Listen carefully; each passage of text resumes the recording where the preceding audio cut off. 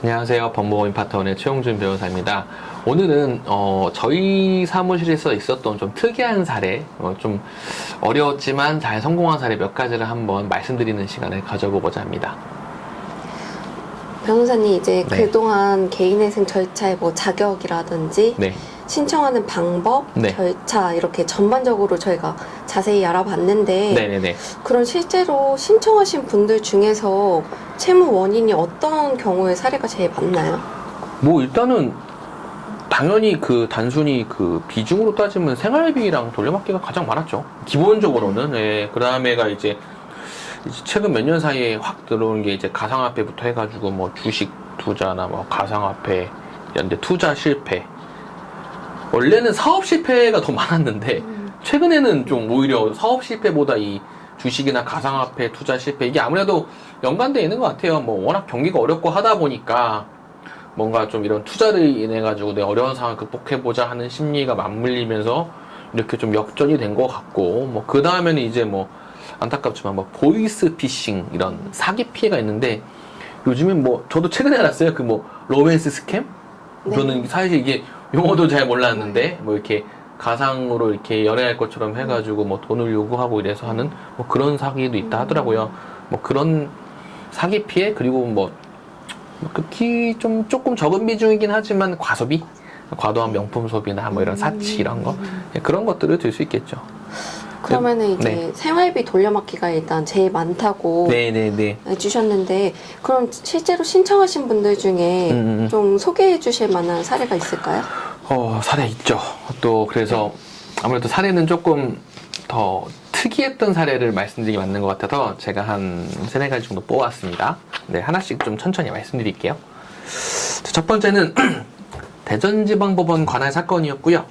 채무자분 인적사항을 간단하게 말씀드리면 40대 여성분이셨고 총 채무액은 약 4,200만 원 정도.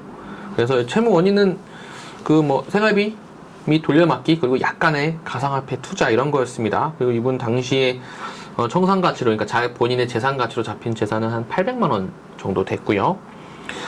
수입이 참 그래요. 이 하청업체 공장에서 생산직으로 일하시는 분인데, 그것도 매일 근무하는 게 아니라, 일정 날짜만 근무해가지고 참 주에 한 30만 원 정도? 대략 그 정도 급여를 수령하시는 분이었어요. 근데 이게 기본적인 사항이고 좀 딱한 사정이 있어요. 이분이 그 어린 시절부터 정말 딱한 일이죠. 그 가정폭력 때문에 좀 언어 장애를 갖고 계셨어요. 그리고 또 뭐 아버지도 뭐 폭력도 행사하시고 뭐 도박도 하시고, 그리고 뭐 어쨌든 그런 어려운 성장 과정을 거쳐서 결국엔 성인 돼서 결혼하셨는데, 결혼한 이후에도 또 아버지 채무를 떠안고 뭐 시댁과도 불화가 있고, 남편이 외도화해서 이혼해가지고 또 자녀도 또 홀로 양육하고, 그 다음에는 또 친정 아버지가 본인 명의 도용해가지고 막 채무 생겨서 또 파산 신청도 한 적도 있고, 거기에 그 여동생이 자기 아이를 본인한테 맡겨두고 가출을 해가지고 결국 조카죠.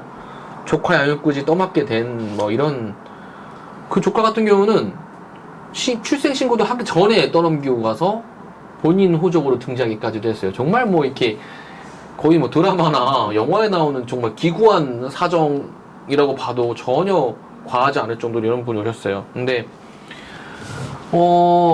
참 저희가 이 사건 진행하기가 만만치 않았어요. 첫 번째는 이제 소득 부분이었어요.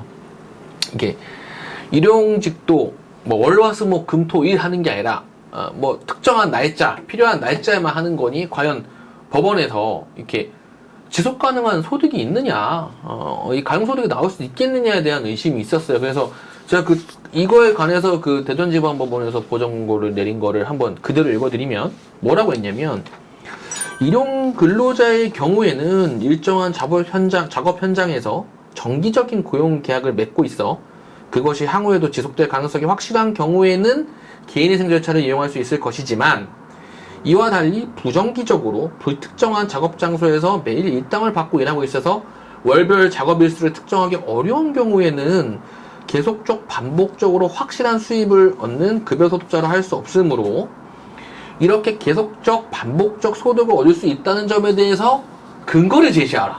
예. 이걸 어떻게 제시하나요? 그렇죠. 막막하죠. 네. 막막하지만 그래도 해냈습니다. 어떻게 했냐면 일단은 모든 거를 다 저희가 받았어요. 뭐 출퇴근 카드, 근무지 사진, 근무지에 대한 진술서, 그리고 주급이 그래도 꾸준히 들어온 입금 내역. 그 다음에 뭘 또 하나 특별한 걸 했냐면 이 사업주분들께서는 사실 좀 이런 거 꺼리세요. 하지만 저희 신청인의 저희 고객분의 직속 상급 관리자분으로부터 근로 보증서 같은 걸 받았어요. 뭐 그 내용은 그런 거. 이 사람은 특별한 어떤 문제가 없는 이상 우리 사업장에서 계속 근무할 수 있는 사람입니다.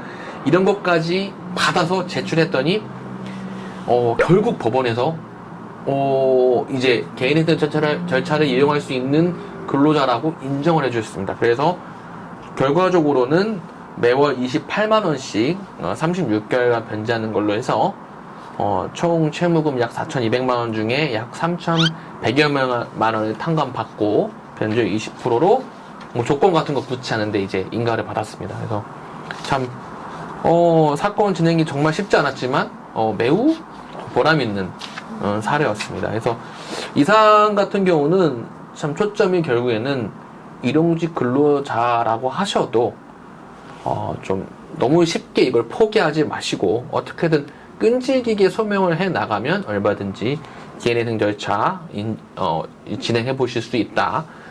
이 부분을 좀 유념하시면 될 것 같습니다. 네. 이분 같은 경우에는 네. 청산 가치가 800만 원이 잡히시게 됐는데 네네네. 이거는 그러면은 이제 가상화폐에 그렇죠. 대해서는 어쨌든 네네네. 피해갈 수 없었던 네, 그렇죠. 물론 제가 일전에 영상에서는 뭐 서울회생법원 같은 경우에는 뭐 주식 투자나 가상화폐 투자로 인한 그런 금액들을 청산 가치로 잡지 않겠다라는 얘기를 드린 적은 있어요. 하지만 그것은 이제 어떤 서울회생법원에서 좀 선도적으로 하는 어떤 새로운 준칙 같은 거고, 아직도 거의 전국적으로는 가상화폐나 주식 투자 같은 경우는 이거는 일종의 사행성으로 봐서 그거는 본인의 청산 가치에 반영하도록 되어 있습니다. 그래서 이분 같은 경우도 약 800만 원 정도의 그 가상화폐 투자 부분이 청산 가치로 반영하라고 있어서 그것을 넘기는 수준으로 해가지고 저희가 어쨌든 약 1,000만 원 좀 넘게 총 변제계획에서 변제되는 돈이 된 거니까 그렇게 해서 저희가 아마 사건을 진행했던 것이죠. 네.